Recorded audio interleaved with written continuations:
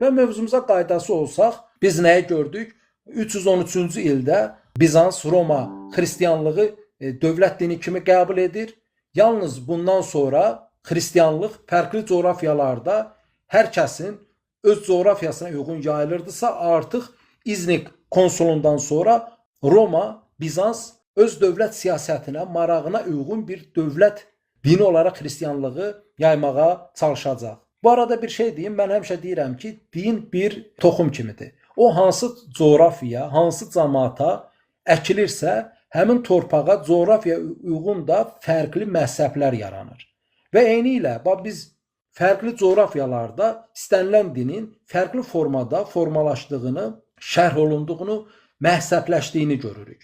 Və Romada xristianlıqdan əvvəl var olan pagan tanrılarını, Mitran günəş tanrısını İsa inancı ilə, xristianlığı ilə sintez edərək günümüzdə bizim bildiyimiz Roma imperiya dininə çevirmişdi. Və elə bu səbəbdən də biz əsl İsa'nın nə olduğunu kənara qoysaq, əslində İsa adı altında olduqca çoxlu pagan inancının və Mitriyan inancının olduğunu görürük. Elə bu səbəbdən də demək Roma imperiyası Diofizit bir inancı qəbul edirdi və bunun əksi kimi Suriya, Həbəş kilsələri isə monofizit bir inancı qəbul edirdi. Lakin biri dövlət dini də artıq böyük bir imperiyanın dinidir, digərləri isə xırda kilsələrdir. Və bu səbəbdən Suriya və Həbəş kilsələri uzun müddət gizlin formada qalmağa çalışmışdı. İndi burada biz artıq nədir? Albanların və türklərin xristianlığı haqqında danışa bilərik. Demək, biz müəyyənləşdirdik ilk 3 əsrdə fərqli öz inancına uyğun, əvvəlki gələnəklərinə uyğun yaratdığı bir xristianlıq var idisə, artıq Roma imperiyası öz maraqlarına uyğun bir din yaymağa, yaratmağa çalışır. Və bu zaman demək biz Alban xristianlığının nə cür olmağına baxmalıyıq. İlk əvvəl demək Albanlarda xristianlığı yayılmasını Yelisey, müqəddəs Yeliseyin həyata keçirməyə çalışdığı, daha sonra o və şagirdlərinin şəhid olduğu, daha sonra isə Alban çarı Urnayın zamanında günümüz Ermənistan bölgəsində xristianlığın yaymağa çalışdığını görürük. Və üçüncü mərhələ isə demək Parf xanı olan Anak bəyin oğlu Qriqorun, demək hansı ki biz onu indi Cərcüsi kimi Azərbaycanda tanınır, Qriqorun xristianlığı yaymağa çalışdığını, lakin daha sonra onun Masaget kralı tərəfindən öldürülərək yenə bu xristianlığın yayılmasına mail olunduğunu görürük. Və bundan sonra 2-ci Yezdəgir 439-50-ci illər arasında demək Alban ərazisini atəşpərəstliyi zorla yaymağa çalışır.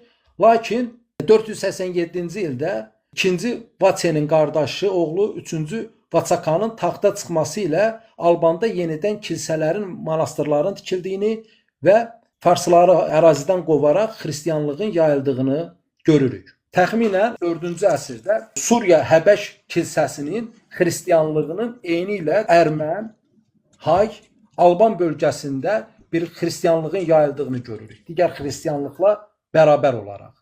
Və Hayların xristianlığı qəbul etməsindən sonra, Zərdüştlərdən öyrəndiyi türk nifrətindən sonra artıq fərqli bir dona bürünən bir xristianlıq yaratmağa başlayır. Azərbaycan və Ermən bölgəsində də xristianlığı yayan Anak bəyin oğlu Qriqordur ki, hansı ki o günümüzdə Azərbaycanda Cərcüs kimi tanınır. Və o Part ölkəsindən qaçan bir bəy idi. Anası mənbələrə görə bir Qıpçaq xanımı idi və partları da bir hissə İran dilli qəbul edir, bir hissə isə onların türk olduğunu qeyd edir. Lakin bu da mövzumuz deyil. Və 452-ci ildə də Roma monofizit öyrətini rədd etdiyindən artıq Suriya kilsəsi öz dinini Alban ərazisində, türklər içində yaymağa çalışır. Və eyni anda təbii ki, Haylar da monofizit bir dini qəbul edir. Və bəzi mənbələrə görə 506-cı ildə, digər mənbələrə görə isə 527-ci ildə Dəvəli kəndində ümum Qafqaz yığıncağı keçirilir.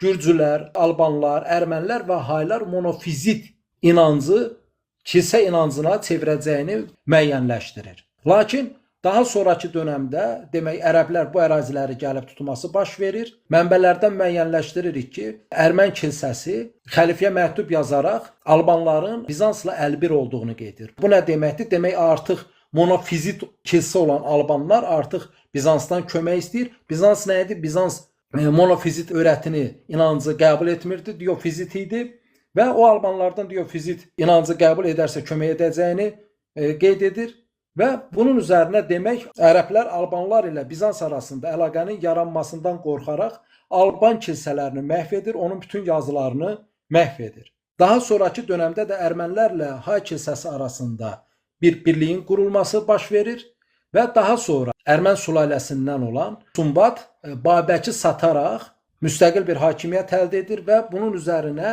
Ermən hakimiyyəti bir müddət daha davam edir. Bax bu müddətdə demək Suriya, Fələstin və Van gölünün alt hissəsində olan Haylar ilə ermənilərin birləşməsi və Hayların artıq Qafqaza da yavaş-yavaş ayaq açması baş verir. Yəni Babək dövrünə qədər hələ Haylar Qafqaz bölgəsinə ayaq açmamışdı. Yenə haşiyə çıxaraq nə qeyd edək? Qeyd etdik ki, monofizit inancın davamçıları Suriya, Həbəş, Haylar, ermənilər, gürcülər idi. Ərəblər monofizit olan bütün xristianlara erməni deməyə başladı. Babəki ərəblərə satan Sumbatdan sonra da böyük bir Erməniyə canişinliyi qurdu və fikir ver, burada artıq Hay ünsürləri ilə Ermən ünsürləri birləşərək Alban kilsəsindən fərqli bir siyasi gücə çevrilməyə çalışdı. Və ərəblər nə qeyd etdik? Bütün bu monofizitlərə erməni deyirdi.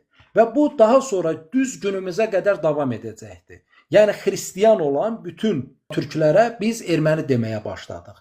Lakin bunu əvvəl nə üçün deyirdi? Monofizit olan xristianlar üçün deyirdi. Və bu dövrdə gürcülər də monofizit idi. Lakin onlar 11-ci 13-cü əsrlər arasında artıq monofizitlikdən vaz keçərək pravoslav inancını qəbul edir. Bundan sonra monofizit xristian türkləri onlara pravoslavlığı qəbul edənlərə gürcü deyir. Bildiyimiz kimi gürcülər özlərinə Kartvelli deyir. Nə gürcülər onun nə olduğunu bilir. Və biz də əslində gürcü sözünün necə formalaşdığını bilmirik. Öz tədqiqat kitablarında Bəxtiyar Tuncay bəy qeyd edir ki, Alban dilində qorçu sözü bütpərəst deməkdir. Alban ədəbiyyatını geniş formada araşdıran və onun bir türk dili ədəbiyyatı olduğunu, türk-qıpçaq ədəbiyyatı olduğunu göstərən Bəxtiyar Tuncay bəy qorçu sözünün bir bütpərəst mənasına gəldiyini qeyd edir. Lakin o sözün hansı formada, niyə formalaşdığını bilmir. Yaxşı, bu qorçu sözü niyə bütpərəstdir və hansı sözdür? Mən əvvəlki bölümlərdə qor sözündən geniş danışdım və türklərdə bir qor günəş kültünün olduğunu, oradan kral, Qorqud dədə, Koroğlu, Zülqərneyn inanclarının hamısının ortaq bir kült olduğunu qeyd etdim. Və bunun hamısının da üstündə nə idi? Günəş, qor və qorun tanrını görən sifətini ifadə edən bir kült olduğu haqqında danışmışam. Buradakı demək, qorçu sözü günümüzdə qəlbimə qor düşdü deyilən qor sözündə xoruz sözünün kökündə olan qor və eski türk dilində qor sözünün sinonimlərindən olan bir qor sözüdür. Demək ki, xristianlığı qəbul edən türklər artıq qor günəş kültündən uzaqlaşaraq onu bütpərəst mənasında işlətmişdi və daha sonra monofizit türk xristianlar, ermənilər daha sonra gürcülərin pravoslav xristianlığını qəbul etməsinə görə onlara qorçu demişdi. Yəni bax günümüzdəki gürcü sözünün də kökü bu formadadır. Və Krımda hal-hazırda da iki gürcü kəndi var və onlar Qıpçaq türküdür, Qıpçaq türkçəsində danışır. Krımda iki kəndin olması, Qıpçaq türkçəsində danışması mənbəsi də Bəxtiyar Tuncay bəyə aiddir.